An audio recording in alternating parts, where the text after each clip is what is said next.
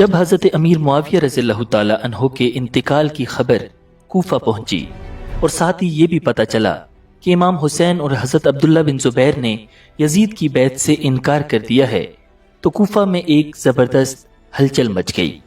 امام حسین کے چاہنے والے ایک جگہ جمع ہوئے اور ایک فیصلہ کیا، ہم یزید کو خلیفہ نہیں مانتے، ہمارے امام صرف حسین ہیں۔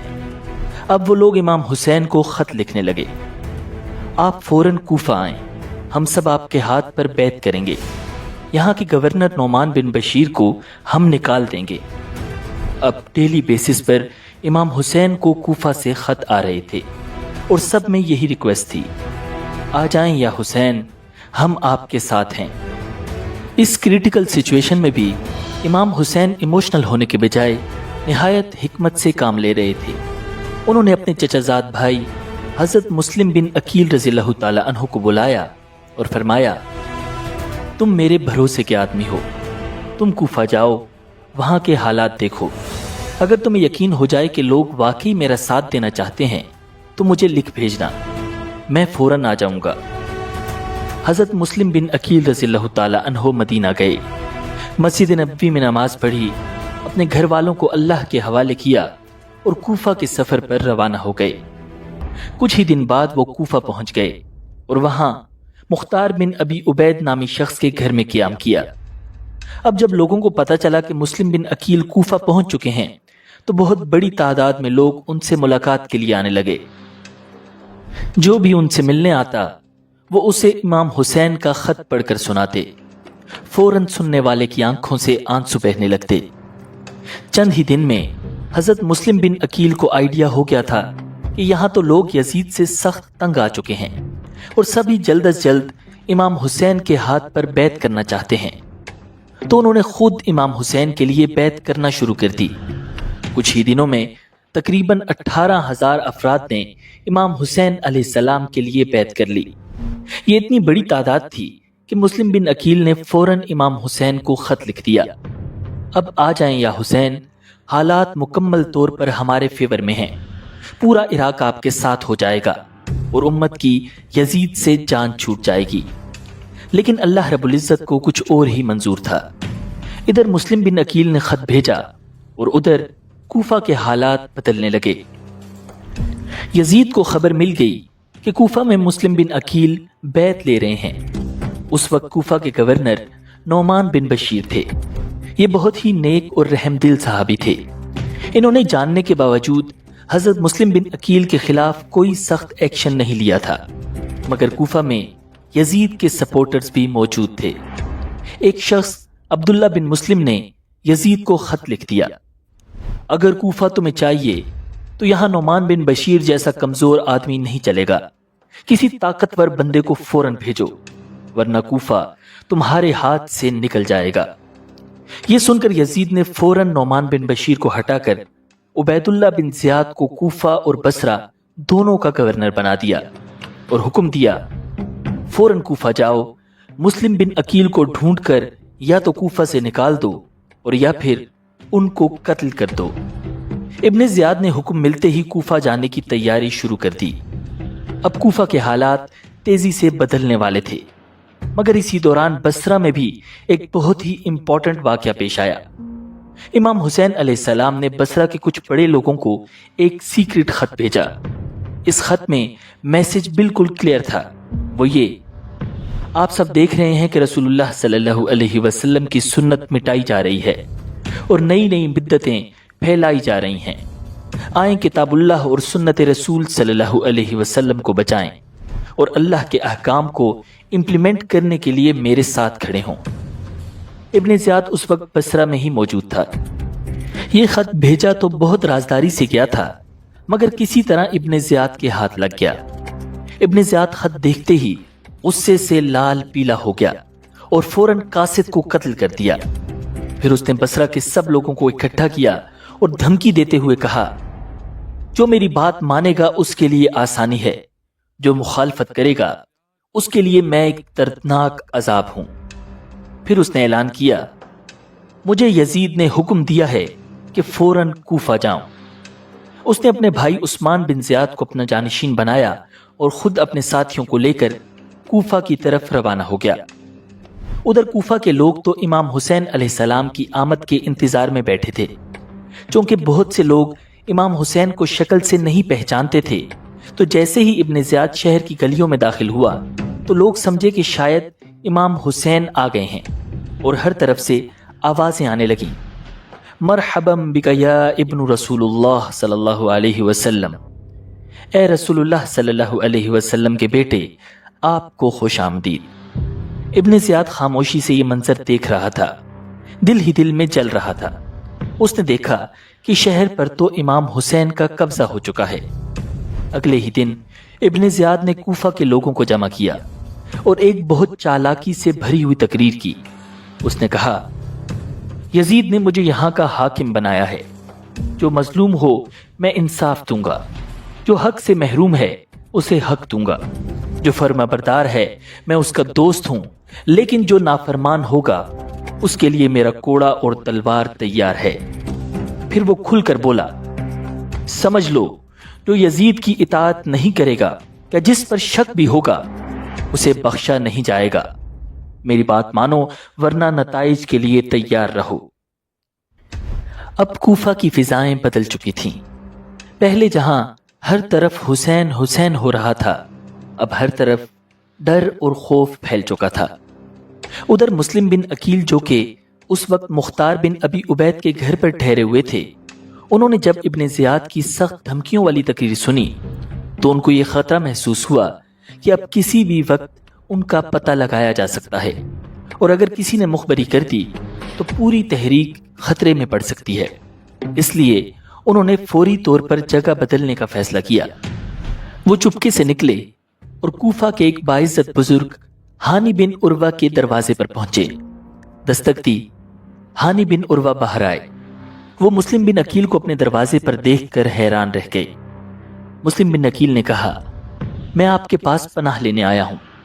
ہانی بن عروہ ایک لمحے کو پریشان ہو گئے اور بولے، آپ نے مجھے بڑی آزمائش میں ڈال دیا ہے۔ اگر آپ میرے گھر میں داخل نہ ہوئے ہوتے تو میں شاید چاہتا کہ آپ واپس چلے جائیں، لیکن اب جب آپ آ چکے ہیں تو آپ میری امان میں ہیں۔ آئیے اندر تشریف لائیے۔ یوں مسلم بن عقیل ہانی بن عروہ کے گھر میں چھپ گئے۔ اب کوفہ کے مخلص لوگ چھپ چھپ کر ان سے ملاقاتیں کرتے، مشورے لیتے اور امام حسین کے مشن کو آگے بڑھانے میں مدد کرتے۔ دوسری طرف امام حسین علیہ السلام کے پاس کوفہ سے مسلسل خط آ رہے تھے، اور پھر ایک دن مسلم بن عقیل کا خط بھی آ پہنچا، جس میں ساری تفصیل لکھی تھی کہ ہزاروں افراد نے بیعت کر لی ہے، اب آپ کوفہ تشریف لے آئیں۔ بالآخر امام حسین علیہ السلام نے کوفہ جانے کا فیصلہ کر لیا۔ یہ خبر پھیلتے ہی اہل مکہ میں ہلچل مچ گئی۔ بہت سے صحابہ کرام نے آپ کے اس فیصلے کی مخالفت کی۔ کئی صحابہ کرام تو آپ کو روکنے کے لیے آپ کے پاس تشریف بھی لائے، مگر آپ ارادہ کر چکے تھے۔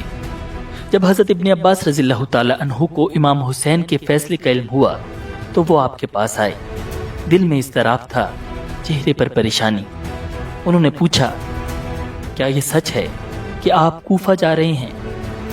امام حسین نے فرمایا، جی میں جانے کا ارادہ کر چکا ہوں، انشاءاللہ۔ حضرت ابن عباس نے کہا، آپ ان لوگوں کے پاس جا رہے ہیں جنہوں نے آپ کے والد کو قتل کیا، آپ کے بھائی کو زخم دیے۔ آپ کوفہ مت جائیے، مکہ میں ہی رہیں۔ آپ حجاز کے مسلمانوں کے امام اور قائد ہیں۔ اگر پھر بھی جانا چاہتے ہیں تو پہلے کوفہ کے لوگوں سے کہیں کہ یزید کے گورنر کو نکالیں، تب آپ جائیے۔ مجھے ڈر ہے کہ آپ کو شہید نہ کر دیا جائے۔ امام حسین علیہ السلام نے نہایت اطمینان سے جواب دیا، چاہے میں کہیں اور قتل ہی کیوں نہ ہو جاؤں، مگر میں اس مقدس زمین پر فساد اور خون ریزی نہیں ہونے دوں گا۔ پھر فرمایا، ابن عباس، میں جانتا ہوں آپ مخلص ہیں، مگر اب میرا دل واپسی پر آمادہ نہیں، میں پختہ عزم کر چکا ہوں۔ بالآخر ذی الحجہ سن 60 ہجری کی 3 یا 8 تاریخ کو نبی اکرم صلی اللہ علیہ وسلم کے نواسے حضرت فاطمہ الزہرا رضی اللہ تعالی عنہا کے لخت جگر امام عالی مقام امام حسین علیہ السلام مکہ کو الوداع کہہ کر کوفہ کی طرف روانہ ہو گئے۔ ایک ایسے سفر کا آغاز ہو چکا تھا جس نے انسانیت کی تاریخ کو ہمیشہ کے لیے بدل دینا تھا۔ دوسری طرف کوفہ میں حالات نہایت خراب ہو چکے تھے۔ ابن زیاد نے کوفہ پر پوری طرح کنٹرول سنبھال لیا تھا۔ حضرت مسلم بن عقیل ہانی بن عروہ کے گھر میں چھپے ہوئے تھے اور ابن زیاد جلد از جلد ان کا پتہ لگانا چاہتا تھا۔ اس نے اپنے جاسوسوں کو ایکٹیو کیا ہوا تھا تاکہ مسلم بن عقیل اور ان کے ساتھیوں کی ایکٹیویٹیز پر نظر رکھی جا سکے، اور پھر اس مشن کے لیے ایک خاص شخص کو چنا گیا جس کا نام تھا موکل۔ یہ شام کا رہنے والا تھا اور انتہائی شاطر اور چالاک شخص تھا۔ ابن زیاد نے اسے 3000 درہم دیے اور کہا فوراً مسلم بن عقیل کو تلاش کرو۔ موکل نے بڑی چالاکی سے مسجد میں جا کر نماز پڑھنے والے لوگوں کو آبزرو کرنا شروع کر دیا۔ اس نے ایک شخص کو دیکھا جو نہایت خشوع و خضوع سے نماز پڑھ رہا تھا۔ موکل کو اندازہ ہو چکا تھا کہ یہ شخص ضرور مسلم بن عقیل کی کوئی خبر دے سکتا ہے۔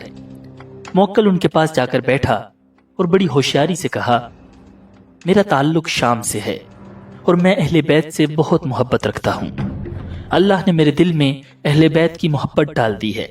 میرے پاس 3000 درہم ہیں جو میں امام حسین کے کسی نمائندے تک پہنچانا چاہتا ہوں تاکہ وہ اسے اپنے ساتھیوں پر خرچ کریں۔ کیا آپ جانتے ہیں کہ وہ شخص کہاں ہے؟ نماز پڑھنے والا شخص تھوڑا چونکا اور بولا، مسجد میں تو اور بھی لوگ موجود ہیں، تم نے سوال مجھ سے ہی کیوں کیا؟ اس اجنبی نے مسکرا کر کہا، کیونکہ آپ کے چہرے پر میں نے خیر کی علامت دیکھی ہے، لگتا ہے آپ بھی ان لوگوں میں سے ہیں جو حسین علیہ السلام سے محبت رکھتے ہیں۔ یہ سن کر وہ شخص آہستہ سے بولا، تم نے صحیح پہچانا، میں مسلم بن اوسجہ ہوں اور میں بھی اہل بیت کے ساتھیوں میں سے ہوں، مگر خبردار، یہاں کا حاکم ابن زیاد بہت ظالم اور چالاک ہے۔ تم مجھ سے اللہ کے نام پر وعدہ کرو کہ یہ بات کسی کو نہیں بتاؤ گے۔ موکل نے ان سے جھوٹا وعدہ کر لیا۔ اب یہ جاسوس ان کا اعتماد جیت چکا تھا۔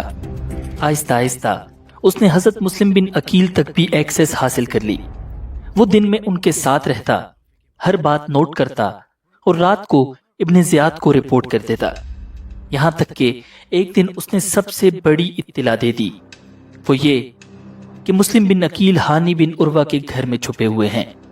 یہ خبر ملتے ہی ابن زیاد فوراً الرٹ ہو گیا۔ اس نے بہانے سے ہانی بن عروہ کو گورنر ہاؤس بلوانا چاہا۔ ہانی کو معلوم ہوا تو وہ پہلے تھوڑا ہچکچائے، کہنے لگے، مجھے اس ابن زیاد پر شک ہے، کہیں کوئی سازش نہ ہو، مگر ان کے ساتھیوں نے تسلی دی اور یوں وہ گورنر ہاؤس کی طرف روانہ ہو گئے، مگر وہ نہیں جانتے تھے کہ اب حالات کس طرف جا رہے ہیں۔ ہانی بن عروہ ابن زیاد کے دربار میں داخل ہوئے تو اچانک اس نے ایک شعر پڑھا، میں اس کی زندگی چاہتا ہوں مگر وہ ہے کہ میرے خون کا پیاسا ہے۔ اے مراد قبیلے والو، اب تو اپنے دوست کے لیے کوئی بہانہ ہی بنا لو۔ ہانی نے حیرت سے پوچھا، امیر محترم، اس کا کیا مطلب؟ ابن زیاد نے ان پر نظریں جما کر کہا، کیا یہ کافی نہیں کہ تو نے مسلم بن عقیل کو اپنے گھر میں چھپایا اور لوگوں کو اس کے ہاتھ پر بیعت دلوا رہا ہے؟ یہ سنتے ہی ہانی کے چہرے کا رنگ تبدیل ہو گیا۔ پھر وہ بولے، میں نے نہ تو مسلم کو بلایا ہے اور نہ ہی مجھے ان کی ایکٹیویٹیز کا کوئی بھی علم ہے۔ ابن زیاد نے فوراً اس شخص کو بلایا جو مسلم بن عقیل کی جاسوسی پر مامور تھا۔ جب وہ شخص سامنے آیا تو ابن زیاد نے ہانی بن عروہ سے پوچھا، کیا تم اس شخص کو جانتے ہو؟ ہانی نے اسے دیکھا اور فوراً سمجھ گئے کہ یہ وہی شخص ہے جو جاسوسی کر رہا تھا۔ اب سب بات کھل چکی تھی۔ ہانی کہنے لگے، اے امیر، میں تمہارے سامنے سچ بیان کرتا ہوں، اللہ کی قسم، میں نے خود مسلم کو نہ بلایا اور نہ ہی میں شروع میں کچھ جانتا تھا، لیکن اب جب کہ وہ میرے مہمان ہیں اور میرے گھر میں موجود ہیں تو میں انہیں کہوں گا کہ وہ کہیں اور چلے جائیں، اور میں وعدہ کرتا ہوں کہ دوبارہ تمہارے پاس حاضر ہو جاؤں گا۔ مگر ابن زیاد کو صرف ایک چیز چاہیے تھی، مسلم بن عقیل کی گرفتاری۔ اس نے کہا، نہیں، جب تک تو اسے میرے حوالے نہیں کرتا تو یہاں سے کہیں نہیں جا سکتا۔ اب ہانی کی آنکھوں میں غیرت چمکنے لگی۔ انہوں نے صاف کہہ دیا، میں ایسا ہرگز نہیں کروں گا۔ میں اپنے مہمان کو دشمن کے حوالے نہیں کر سکتا، چاہے اس کی قیمت میری جان ہی کیوں نہ ہو۔ یہ سننا تھا کہ ابن زیاد کا غصہ قابو سے باہر ہو گیا۔ اس نے اپنا ڈنڈا اٹھایا اور زور سے ہانی کے چہرے پر مارا۔ ہانی کی پیشانی اور ناک سے خون بہنے لگا۔ پھر ابن زیاد نے حکم دیا، اسے قید کر دیا جائے، اور اس طرح ہانی بن عروہ کو ایک گھر میں قید کر دیا گیا۔ ادھر یہ خبر شہر میں جنگل کی آگ کی طرح پھیل گئی کہ ہانی کو قتل کر دیا گیا ہے۔ ہانی کے قبیلے مزہج کے سردار عمر بن حجاج اپنے قبیلے کے لوگوں کو لے کر گورنر ہاؤس پہنچ گئے اور قلعے کا سخت محاصرہ کر لیا۔ انہوں نے اعلان کیا، میں نے بغاوت نہیں کی، مگر میں یہ دیکھنے آیا ہوں کہ ہانی زندہ ہیں یا نہیں۔ ابن زیاد سمجھ چکا تھا کہ معاملہ قابو سے نکل سکتا ہے۔ اس نے فوراً ایک چال چلی۔ اس نے کوفہ کے قاضی شریح کو بھیجا کہ وہ قید خانے میں جا کر ہانی کو دیکھے اور باہر آ کر اعلان کرے کہ ہانی زندہ ہے اور محفوظ ہے۔ قاضی شریح نے یہی کیا، جس پر عمر بن حجاج نے اپنے قبیلے سے کہا، جب ہانی زندہ ہے تو ہم کیوں فساد کریں؟ آؤ ہم یہاں سے چلے جاتے ہیں۔ اور یوں انتہائی چالاکی سے ابن زیاد نے اس سچویشن کو ہینڈل کر لیا۔ دوسری طرف مسلم بن عقیل کو جب ہانی کے زخمی ہونے کی خبر ملی تو ان کا دل تڑپ اٹھا اور انہوں نے جذبات میں آ کر ایک بہت بڑا سٹیپ لے لیا۔ انہوں نے خود ہانی کو چھڑانے کا فیصلہ کیا اور فوراً اپنے وفادار ساتھیوں کو جمع ہونے کا حکم دیا۔ شہر میں اعلان ہوا، جو بیعت کر چکے ہیں مسلم بن عقیل کے پاس پہنچ جائیں۔ دیکھتے ہی دیکھتے 4000 سے زیادہ افراد اکٹھے ہو گئے۔ ہر چہرے پر غصے اور عشق اہل بیت کی جھلک تھی۔ اب مسلم بن عقیل نے اپنے ساتھیوں کے ساتھ گورنر ہاؤس کی طرف بڑھنا شروع کر دیا۔ ابن زیاد کو خبر ملی تو وہ خوف زدہ ہو گیا۔ اس نے فوراً کوفہ کے بڑے بڑے سرداروں کو اپنے پاس جمع کیا اور گورنر ہاؤس کے دروازے بند کروا دیے۔ اس کے پاس اس معاملے کو ہینڈل کرنے کے لیے وقت کم تھا، ورنہ آج اس کے اقتدار کا خاتمہ ہونے والا تھا۔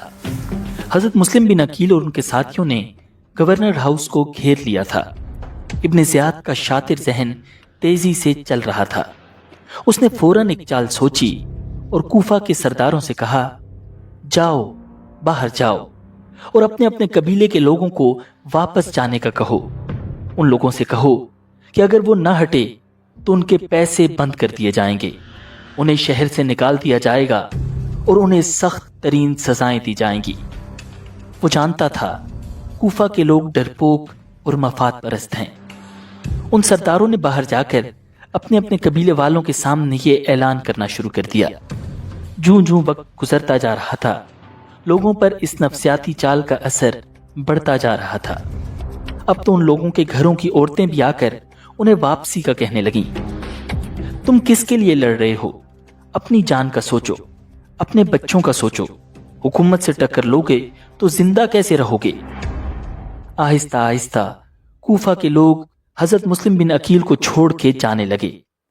تعداد مسلسل کم ہوتی جا رہی تھی اور شام تک مسلم بن عقیل کے ساتھ صرف 30 آدمی باقی رہ گئے تھے۔ ابن زیاد اپنی اسٹریٹجی میں کامیاب ہو چکا تھا۔ کوفہ کے لوگوں نے عین موقع پر بے وفائی کر لی تھی۔ مسلم بن عقیل کو اندازہ ہو چکا تھا کہ اب ابن زیاد کا مقابلہ ممکن نہیں۔ انہوں نے محل کا محاصرہ ختم کر کے واپسی اختیار کر لی۔ جب شہر کے ایک دروازے باب کندہ پر پہنچے تو مڑ کر پیچھے دیکھا، کوئی بھی ساتھ نہیں تھا۔ اب وہ کوفہ کی گلیوں میں بالکل اکیلے چلتے جا رہے تھے۔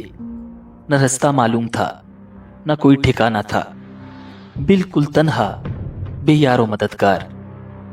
اتنے میں ایک دروازے پر پہنچے جہاں ایک عورت اپنے بیٹے کا انتظار کر رہی تھی۔ مسلم بن عقیل نے اس سے پانی مانگا۔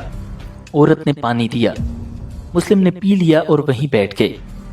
عورت نے کہا، اب آپ پانی پی چکے، اپنے گھر چلیے۔ 3 بار کہا مگر مسلم خاموش رہے۔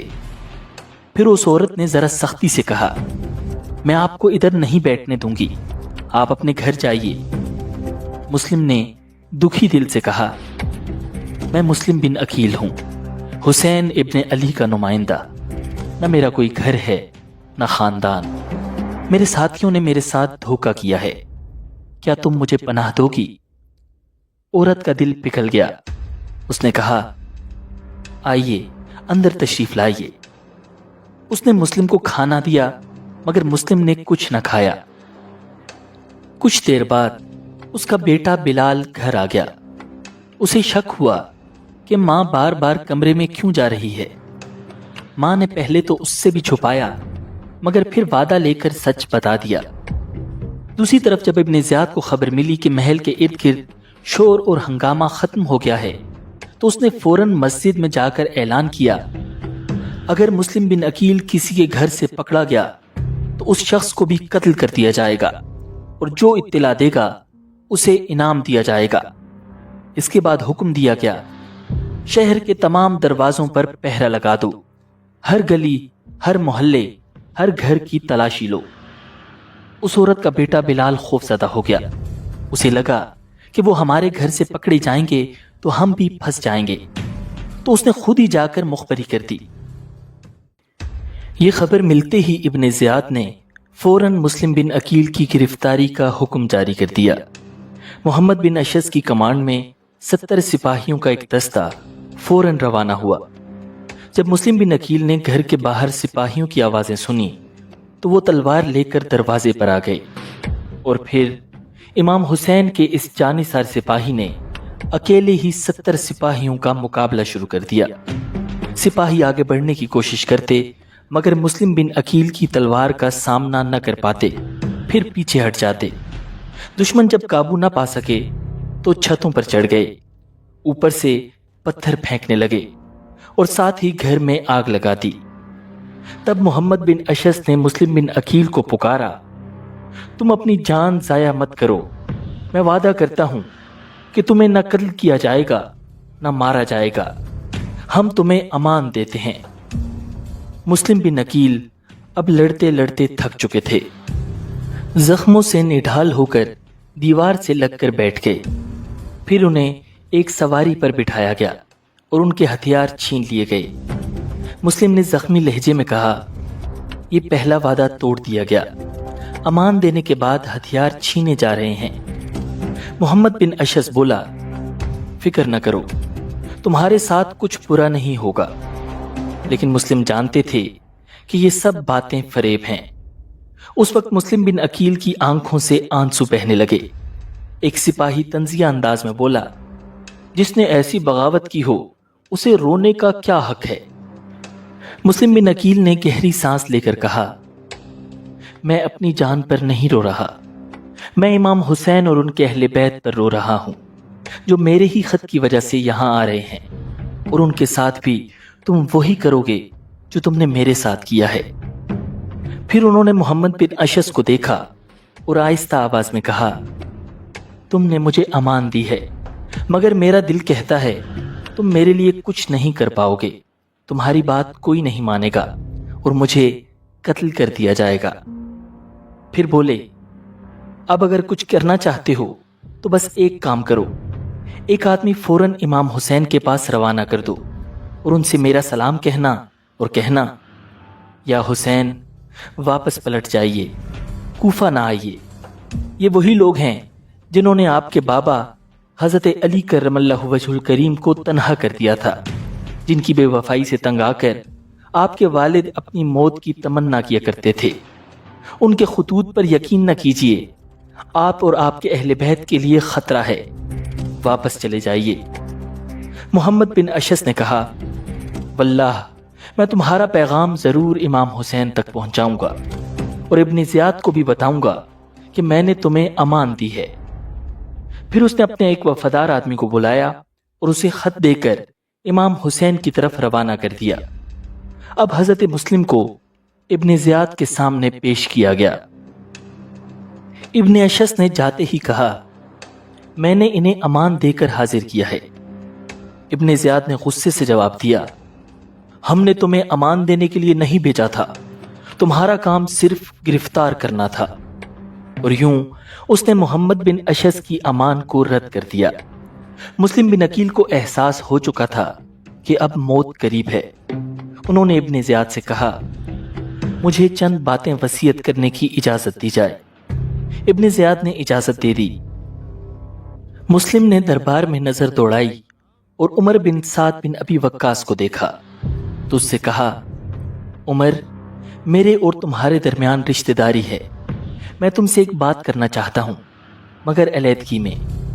عمر نے کہا، ابن زیاد کی اجازت کے بغیر نہیں۔ مسلم بن عقیل عمر بن سعد کے قریب آئے اور کہا، میرے ذمے کوفہ کے کچھ لوگوں کا 700 درہم قرض ہے، میری طرف سے یہ ادا کر دینا، میرے جسم کو دفن کر دینا اور حسین علیہ السلام کو میرا یہ پیغام دینا، میں نے انہیں خط لکھا تھا کہ لوگ ان کے ساتھ ہیں، مگر اب معاملہ بدل چکا ہے، میں ڈرتا ہوں کہ وہ کوفہ کی طرف روانہ ہو چکے ہوں گے، انہیں روک دینا، انہیں واپس بھیج دینا۔ عمر بن سعد نے یہ ساری باتیں ابن زیاد کو بتا دیں۔ ابن زیاد نے طنزیہ انداز میں کہا، اگر حسین خود ہمارے پاس نہ آئے تو ہم بھی ان کے پاس نہیں جائیں گے، مگر اگر انہوں نے ہمارے خلاف کچھ کیا تو پھر ہم بھی اپنا ہاتھ نہیں روکیں گے۔ پھر ابن زیاد نے مسلم سے کہا، تم نے مسلمانوں میں پھوٹ ڈال دی، ایک امت کو بانٹ دیا اور انہیں بغاوت پہ اکسایا۔ حضرت مسلم بن عقیل نے نہایت دلیری سے جواب دیا، میں نہیں، یہ کوفہ کے لوگ تھے جنہوں نے ہمیں خط لکھے کہ تمہارے باپ نے ان کے نیک لوگوں کو قتل کیا، ان پر ظلم کیا اور ان کے ساتھ کیسر و کسرا جیسا سلوک کیا، اسی لیے ہم مجبور ہوئے کہ یہاں عدل اور اللہ کی کتاب کا نظام قائم کر دیں۔ ابن زیاد یہ سن کر شدید غصے میں آ گیا۔ اس نے حکم دیا، مسلم بن عقیل کو محل کی چھت پر لے جاؤ اور سر قلم کر کے نیچے پھینک دو۔ اب مسلم بن عقیل کو محل کی چھت کی طرف لے جایا جا رہا تھا۔ ان کے لبوں پر مسلسل تسبیح، استغفار اور تکبیر کے الفاظ تھے۔ پھر ان کے لبوں سے یہ دعا نکلی، اے اللہ، ہمارے اور ان لوگوں کے درمیان فیصلہ فرما جنہوں نے ہم سے وعدہ کیا اور پھر ہمیں تنہا چھوڑ دیا۔ اور پھر ایک تلوار چلی اور مسلم بن عقیل کا سر تن سے جدا کر دیا گیا۔ انا للہ و انا الیہ راجعون۔ ابھی مسلم کا خون تازہ تھا کہ فیصلہ ہوا، ہانی بن عروہ کو بھی قتل کر دو۔ ہانی کو بازار میں لایا گیا اور انہیں بھی شہید کر دیا گیا۔ اب ان دونوں شہیدوں کے کٹے ہوئے سروں کو کوفہ کے گورنر ہاؤس سے دمشق کی طرف روانہ کر دیا گیا، یزید کے دربار میں، جس کے جواب میں یزید نے ابن زیاد کو خط بھیجا، تم نے وفاداری کا حق ادا کر دیا، تمہارا شکریہ، لیکن ساتھ ہی یہ آرڈر دیا، مجھے یہ اطلاع ملی ہے کہ حسین عراق کی سرحد کے قریب آ چکے ہیں، فوراً پورے شہر میں جاسوس اور مخبر پھیلا دو، ہر گلی، ہر دروازے، ہر قبیلے پر نظر رکھو، اور اگر کسی پر بھی حسین کی سپورٹ کا ذرا سا بھی شک ہو تو فوراً اسے گرفتار کر لو۔ دوسری طرف امام حسین علیہ السلام کا قافلہ سالبیہ کے مقام پر پہنچ چکا تھا کہ اتنے میں کوفہ سے ایک قاصد آیا۔ یہ وہی آدمی تھا جسے محمد بن اشعث نے بھیجا تھا۔ قاصد کے ہاتھ میں ایک خط تھا اور ساتھ ہی ایک دردناک خبر، مسلم بن عقیل اور ہانی بن عروہ کو کوفہ میں شہید کر دیا گیا۔ یہ سنتے ہی مسلمانوں کے خیموں میں سناٹا چھا گیا۔ کچھ لمحوں تک تو کوئی بول ہی نہ سکا۔ پھر چند وفادار ساتھیوں نے امام حسین علیہ السلام سے عرض کیا، اے نواسہ رسول صلی اللہ علیہ وسلم، اب واپس چلتے ہیں، کوفہ والوں نے دھوکہ دے دیا ہے، وہاں اب کوئی مددگار باقی نہیں رہا۔ لیکن اسی لمحے مسلم بن عقیل کے خاندان کے جوان کھڑے ہو گئے اور کہا، واللہ ہم مسلم بن عقیل کا بدلہ لے کر رہیں گے یا ان کی طرح اپنی جان دے دیں گے۔ امام حسین خاموش ہو گئے۔ آپ کو اندازہ ہو چکا تھا کہ کوفہ اب وہ کوفہ نہیں رہا، اور جس مقصد کے لیے آپ چلے تھے وہ پانا اب مزید مشکل ہو چکا ہے۔ مگر پھر دکھی دل کے ساتھ ارشاد فرمایا، اب مسلم کے بعد زندگی میں کیا ہی خیر باقی رہ گیا ہے۔ کچھ ساتھیوں نے عرض کیا، یا حسین، آپ مسلم نہیں، آپ کی شان اور مقام کچھ اور ہے۔ ہو سکتا ہے جب اہل کوفہ آپ کو اپنی آنکھوں سے دیکھیں تو آپ کے ساتھ ہو جائیں۔ اور یوں قافلہ دوبارہ چل پڑا۔ اب زیالہ کے مقام پر آ کر پڑاؤ کیا، لیکن یہاں ایک اور صدمہ منتظر تھا۔ خبر ملی کہ آپ کے رضائی بھائی عبداللہ بن لقیط رضی اللہ تعالی عنہ، جن کو رستے سے مسلم بن عقیل کی طرف بھیجا تھا، انہیں بھی شہید کر دیا گیا ہے۔ اب امام حسین نے اپنے تمام ساتھیوں کو جمع کیا، ان کی طرف دیکھا اور ارشاد فرمایا، کوفہ والوں نے ہمیں دھوکہ دیا ہے، ہمارے ساتھ وعدہ کرنے والے سب منہ موڑ گئے ہیں، اب جو واپس جانا چاہے چلا جائے، میں کسی پر کوئی بوجھ نہیں ڈالوں گا۔ اس اعلان کے ساتھ ہی رستے میں ساتھ ہونے والے قبائلی لوگ خاموشی سے دائیں بائیں ہو گئے، اور اب امام حسین علیہ السلام کے ساتھ صرف وہی لوگ رہ گئے تھے جو مکہ سے ان کے ساتھ نکلے تھے، وہی چند وفادار اور جانثار ساتھی۔ یہ قافلہ اب کربلا کے قریب پہنچ چکا تھا، وہ کربلا جہاں حق اور باطل کا سب سے بڑا مقابلہ ہونے والا تھا۔ پھر اس کے بعد کیا ہوا، ڈیٹیلز جاننے کے لیے دیکھتے رہیے اسلامک ورلڈ ویو۔ اگر آپ کو ہماری یہ ایفرٹ پسند آئی ہے تو کامنٹس میں اپنا فیڈ بیک ضرور دیجیے گا۔ مجھے دیجیے اجازت، اللہ نگہبان۔